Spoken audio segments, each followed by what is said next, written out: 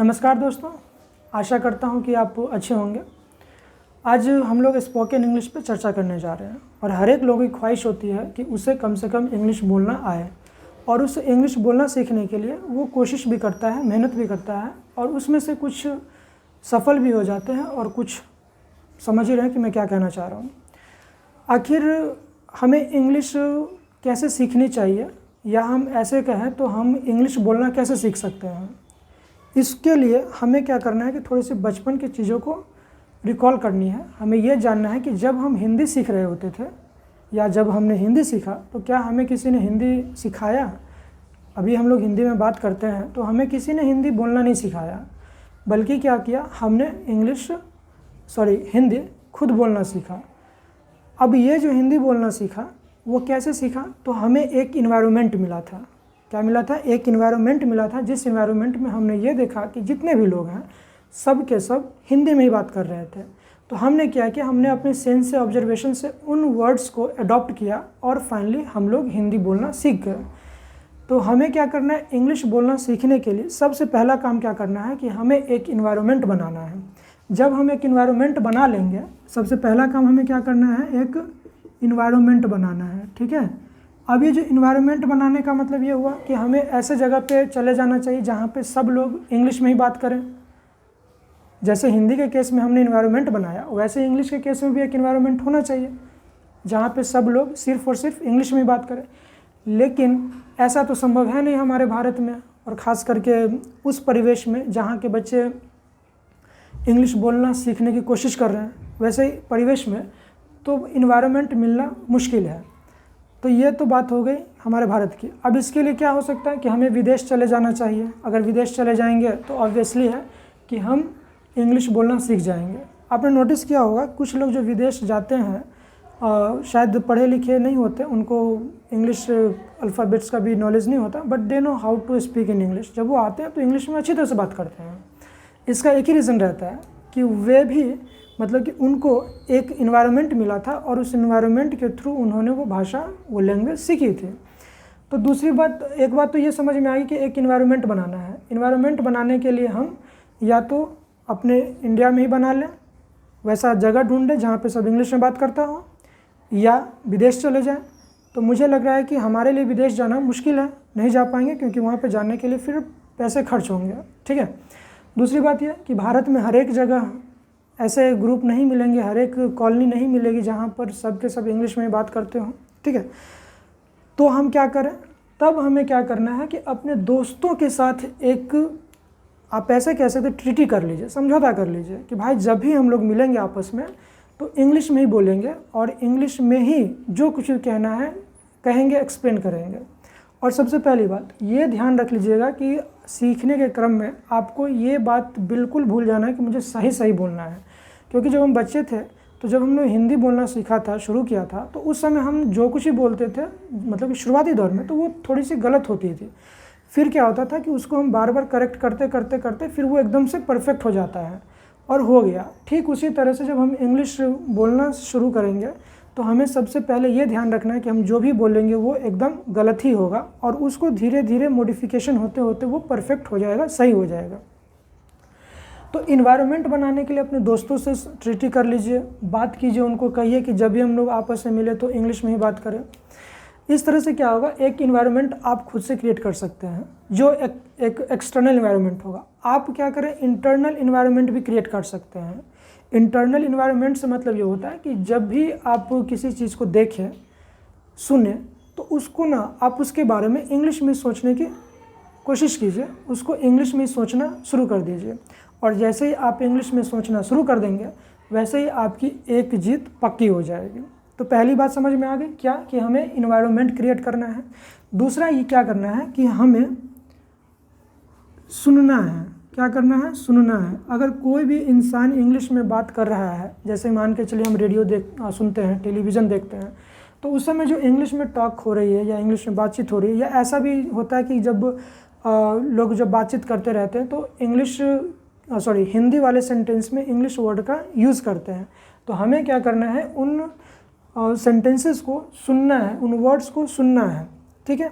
क्योंकि देखिए, अगर बोलना है तो बोलने से पहले हमें सुनना पड़ेगा। जब तक हम सुनेंगे नहीं तब तक हम बोल नहीं पाएंगे। यही यूनिवर्सल ट्रूथ है और वी मस्ट एक्सेप्ट दिस। जब तक हम इसको एक्सेप्ट नहीं करेंगे तब तक हमारा ग्रोथ नहीं हो सकता। तो पहला चीज़ तो ये था कि इन्वायरमेंट। दूसरी चीज़ ये कि हमें क्या करना है, सुनना है, लिसनिंग करना है। ठीक। तीसरी बात क्या करनी है आपको कि आप जब भी बोले तो कोशिश कीजिए कि आपके उस लैंग्वेज में कम से कम एक न एक इंग्लिश का वर्ड ज़रूर हो। ठीक है। जैसे कि देखिए, मान के चलिए कि अगर आप घर पे ही हैं या दोस्तों के साथ हैं, तो जैसे कि मान के चलिए आप कहते हैं कि मेरा किताब दे दो, मेरा कॉपी दे दो, या ऐसे कहते हैं कि मुझे पानी दो, तो आप जान रहे हैं कि पानी को इंग्लिश कहते हैं, किताब को बुक कहते हैं। तो आपको क्या करना है, इस हिंदी शब्द को इंग्लिश वाले वर्ड से रिप्लेस कर देना है। ठीक है। हम वैसे केमिस्ट्री में हम लोग डिस्प्लेसमेंट रिएक्शन पढ़ते हैं, तो यहाँ पर भी आपको क्या करना है, डिस्प्लेसमेंट का इस्तेमाल करना है। ठीक है।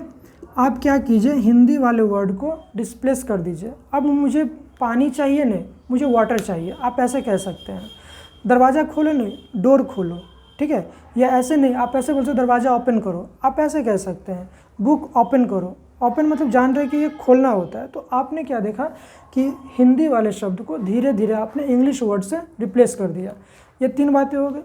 चौथी बात देखिए, सबसे इम्पॉर्टेंट बात यह है कि आप ट्रांसलेशन बुक का इस्तेमाल कर सकते हैं। ठीक है। ये जो ट्रांसलेशन बुक है ये बहुत ही इम्पोर्टेंट बुक होता है। आप इसको ज़रूर रखें अपने पास और इसका यूज़ करें। अब देखिए इसका यूज़ कैसे करना है। आप कोई सा भी ट्रांसलेशन बुक ले सकते हैं। वैसे जनरली मैंने जो बुक्स देखा है, उस बुक्स में ख़ास करके जो कम पैसे में आती है, कम कीमत में आती है, वो ऑक्सफोर्ड का करंट इंग्लिश ट्रांसलेशन है। ये बहुत अच्छी किताब है एक तरह से। आप क्या कीजिए, इस बुक को ले लीजिए और इसको चैप्टर वाइज आप सॉल्व कीजिए। बट सॉल्व कैसे करना है, आपको पेपर पेन पे सॉल्व नहीं करना है। आप क्या करें, ओरल का मतलब था मौखिक। आप जैसे मान के चलिए कि आपने सेंटेंस देखा, पहले लिखा हुआ है कि राम एक अच्छा लड़का है। अब अभी तक हम लोग क्या करते हैं, या आपने क्या किया है कि उस राम एक अच्छा लड़का है को आप लिख रहे हैं। आपको लिखना नहीं है, आपको ओरल बोलना है कि राम एक अच्छा लड़का है, तो Ram is a good boy. अब देखिए इसमें जो वर्ड आ रहा है अच्छा के लिए, जो गुड आ रहा है, आप इस गुड को अब हमेशा के लिए याद रख लीजिए। जब बातचीत होती है तो बातचीत में अब उस गुड का इस्तेमाल कीजिए। अच्छा जो कहते हैं उसे गुड। अब थोड़ा सा अगले सेंटेंस पे जब बढ़िएगा तो उसमें आपको ये मिला कि राम बहुत अच्छा लड़का है। अब अच्छा के लिए आप जान चुके हैं गुड होता है। अब बहुत अच्छा के लिए वेरी गुड जान चुके हैं। अब इस गुड को यूज़ कीजिए, वेरी गुड को यूज़ कीजिए। तो मेरे ख्याल से ये जो ट्रांसलेशन का बुक है इसको आप ज़रूर सॉल्व करें, बट क्या करें, ओरल करें। और साथ ही साथ क्या करें कि उसमें ना आप एक्सप्रेशन डाल दीजिए। ठीक है। आप बोलना सीख रहे हैं और बोलना सीखना चाहते हैं तो आपको बोलना पड़ेगा। जब तक आप बोलेंगे नहीं तब तक मुझे नहीं लगता, या किसी को भी नहीं लगेगा, या आपको भी नहीं लगेगा कि आप बोल पा रहे हैं। क्योंकि बोलना सीखने के लिए बोलना तो ज़रूरी है। ठीक है। तो आप कोई सा भी ट्रांसलेशन का बुक ले सकते हैं और उसको ओरल प्रैक्टिस कीजिए। और ध्यान रखिए कि जब भी आपको मौका मिले दोस्तों से बात करने का, तो आपने जो उस बुक से जो ट्रांसलेशन बनाया है उस सेंटेंस का इस्तेमाल आप कर ले। अब जैसे मान के चलिए कहते हैं ट्रांसलेशन के बुक में आप लिखा हुआ है कि यह मेरी कॉपी है। जनरली आप दोस्तों से बात करते हैं कि यह मेरी कॉपी है, या मेरी साइकिल है, या मेरा घर है। तो वहाँ पे अब आप उसको ना सेंटेंस को इंग्लिश में रिप्लेस कर दीजिए। जैसे आप कह रहे हैं कि यह मेरी कॉपी है, अब वो नहीं कहना है दिस इज़ माई कॉपी।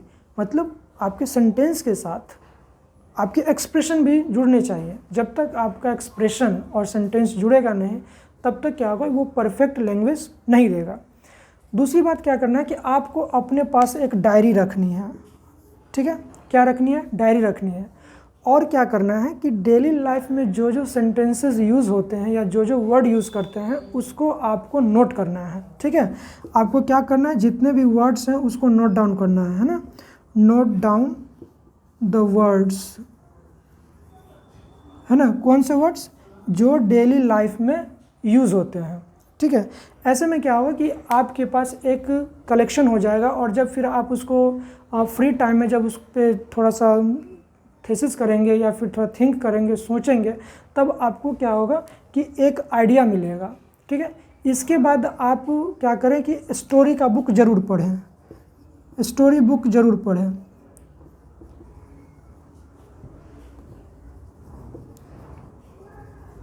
जब तक देखिए हमारी भाषा के विकास में इस स्टोरी बुक का बहुत बड़ा योगदान होता है। अफसोस है कि कुछ बच्चे हिंदी इंग्लिश की कहानियों की किताबों को तवज्जो नहीं देते, नहीं पढ़ते, ठीक है।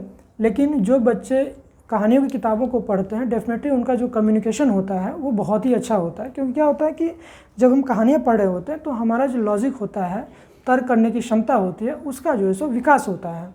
तो हाँ, आपको ये सलाह देंगे कि आप कोई भी स्टोरी का बुक पढ़िए। साथ ही साथ ध्यान रहे शुरुआती दौर में आपको बच्चों वाली कहानियों की किताब पढ़नी चाहिए। जैसे कि खास करके मार्केट में आपको चंपक मिल जाएगा, आप उस चंपक को पढ़ सकते हैं। या इसके अलावा और भी जंगल बुक जो बच्चों के लिए आता है आप उसको पढ़ सकते हैं। विजडम आता है आप उसको पढ़ सकते हैं। तो आपको करना क्या है कि इन छोटे छोटे बुक्स को पढ़ना है। अगर मान के चलिए अगर ये बुक आपको नहीं मिलते हैं तो आप क्या करें कि जो लोअर क्लास जो प्राइमरी क्लासेस हैं जैसे 5 है 6 है 4 है, मतलब 4 5 6 7 इन क्लासेस के जो इंग्लिश बुक्स है आप उनको पढ़िए। आप जब उन चीज़ों को पढ़ेंगे तो आपके अंदर एक सेंस डेवलप होगा। क्योंकि जीवन का विकास और जीवन का जो महत्व है उन कहानियों के थ्रू अच्छे से समझा जाता है। या इसके अलावा आप क्या कीजिए, कोई सा भी आर्टिकल्स पढ़ लीजिए। मान के चलिए कि कोई ऐसा चीज़ है ना जिसमें आपका इंटरेस्ट रहता है, ठीक है। जैसे मान के चलिए कि आपको क्रिकेट बहुत अच्छा लगता है, तो क्रिकेट से रिलेटेड जो भी आर्टिकल्स मैगजीन्स में या मान के चलिए आपके बुक में, स्टोरी बुक में या किसी भी जगह आपको मिलता है, आप उसको पढ़िए। कारण क्या होता है कि जिस चीज़ में हमारा इंटरेस्ट ज़्यादा होता है वो चीज़ करने में हमें बहुत मज़ा आता है, ठीक है। तो आप कोई सा भी आर्टिकल उठा लीजिए जिसमें आपका इंटरेस्ट हो और आप उसको पढ़िए। इसके अलावा आपको क्या करना है कि अब आप टीवी वॉच कीजिए, टीवी वॉच करना है, रेडियो सुनना है और साथ ही साथ जो इंग्लिश मूवी है आप उसको ज़रूर वॉच करें। इंग्लिश मूवी को ज़रूर वॉच करें। कारण क्या है कि जब आप इंग्लिश मूवी वॉच करते हैं तो उस समय वर्ड के साथ साथ एक्सप्रेशन भी जो है सो इन्वॉल्व रहता है। मतलब एक्सप्रेशन और वर्ड दोनों साथ साथ आता है। तो ऐसे में क्या होता है कि हम जल्दी से सीख जाते हैं। आप बातचीत में ही मतलब कि बहुत सारी बातें ऐसे सीख जाते हैं, शटअप सीख जाते हैं, पता भी नहीं चलता कि आपने कैसे सीखा, बस सुन के सीखा। और बातचीत में जब आप किसी को देखते हैं इशारा करता है कम इन कम हेयर, है ना, गो आउट, तो आप ऐसी चीज़ों को सीख जाते हैं। पिक्चर देखेंगे, अब वो बंदूक ताने हुआ है और सामने वाले को बोल रहा है बंदूक नीचे करो, मतलब इंग्लिश में बोलेगा drop the gun, drop the gun. तो जब वो देखेंगे उसको, ओ ड्रॉप द गन, मतलब वो बोल रहा है कि बंदूक नीचे करो, तो वहाँ पे आपने अपना सेंस लगाया और उस सेंस के आधार पे आपने क्या किया, उस सेंटेंस को सीख लिया, उस एक्सप्रेशन को भी सीख लिया। तो आपको क्या करना है, इंग्लिश मूवी वॉच करना है, ठीक है। जब भी आप टेलीविज़न देखें तो आप क्या करें, देखिए ज़्यादा से ज़्यादा वर्ड्स को अपने कॉपी में, डायरी में लिखना नहीं है। आप 5 ही वर्ड को अगर नोट करते हैं तो कोशिश कीजिए कि उस 5 वर्ड को आप अपने डेली लाइफ में यूज़ कर लें। जब तक ऐसा नहीं होगा, यूज़ नहीं कर पाएंगे, तब तक वो फिर यूज़लेस है, ठीक है। तो अब इन चीज़ों के बाद हम लोग पॉइंट नंबर 9 पे आते हैं। और 9th नंबर जो है कि आप डेली लाइफ में जो वर्ड, इससे पहले भी चर्चा किए हैं, डेली लाइफ में जो वर्ड आप इस्तेमाल करते हैं उसको आप कलेक्ट कीजिए। या मान के चलिए कि जैसे कि आपने इस वर्ड आर्टिकल को पढ़ा, ठीक है। अब क्या करना है कि इस आर्टिकल में जो वर्ड्स आ रहा है, ठीक है, जो वर्ड्स है उसको ना आप कलेक्ट कर लीजिए, ठीक है। तो वर्ड्स का कलेक्शन जो है सो होना ज़रूरी है। But you don't need to just turn the dictionary and note down all the words. जब आप डिक्शनरी खोल के सारा वर्ड लिखना शुरू करेंगे तो फिर वो यूज़लेस हो जाएगा। आपको सिर्फ और सिर्फ वही वर्ड लिखना है जो आपके इस आर्टिकल में आया है। फिर क्या होगा कि आपका इंटरेस्ट बढ़ेगा, और जब इंटरेस्ट बढ़े तो जानते ही हैं कि जो चीज़ 10 दिन में होना है वो 5 दिन में हो जाता है। तो हमें क्या करना है, इंटरेस्ट बढ़ाना है। लास्ट में सबसे इम्पोर्टेंट पॉइंट ये है कि आज यूट्यूब बहुत ही फेमस प्लेटफॉर्म हो चुका है लर्निंग के लिए। तो आप अपने पसंद से आपको जो चैनल अच्छा लगे आप उस एक चैनल को चूज़ कीजिए और उस चैनल की बात को मानिए, और आप मतलब कि ये कि उस चैनल को फॉलो कीजिए। जैसा बोला जा रहा है आप वैसा कीजिए। कारण क्या होता है ना कि जैसे कि हम किसी गाड़ी से सवार हैं, मतलब किसी गाड़ी में सवार है, किसी गाड़ी से अगर हम जर्नी करने के लिए जा रहे हैं, जर्नी कर रहे हैं, तो क्या होता है कि ड्राइवर का जो रोल होता है बहुत इंपॉर्टेंट होता है। कैसे होता है ड्राइवर और गाड़ी, मान के चलिए कि अगर आपने गलत गाड़ी पकड़ लिया तो डेफिनेटली है कि आप अपने डेस्टिनेशन तक पहुंच नहीं पाएंगे। या हो सकता है कि आपने ऐसा ड्राइवर पकड़ लिया कि जिसको पता है कि हाँ फलाने जगह जाना है, बट वो क्या करेगा कि आपको घुमा घुमा करके पहुंचना जिस टाइम में था उसके 2 दिन के बाद आपको पहुंचाए। तो क्या होता है, ड्राइवर का रोल जो होता है बहुत इंपॉर्टेंट होता है। ठीक उसी तरह से हमारे लाइफ में भी एक मेंटर का, कोच का एक अहम रोल होता है। हम में से बहुत लोग ऐसे हैं जो बिना गाइड के, बिना कोच के अपना जीवन चला रहे होते हैं, और जो लोग बिना गाइड के या बिना कोच के या ऐसे समझ ले बिना गुरु के अपना जीवन चला रहा होता है, वो उसका जीवन घूम टहल करके ऐसे कह सकते हैं कि राउंड राउंड स्टॉप वाली बात, जलेबी जैसी बात हो जाती है।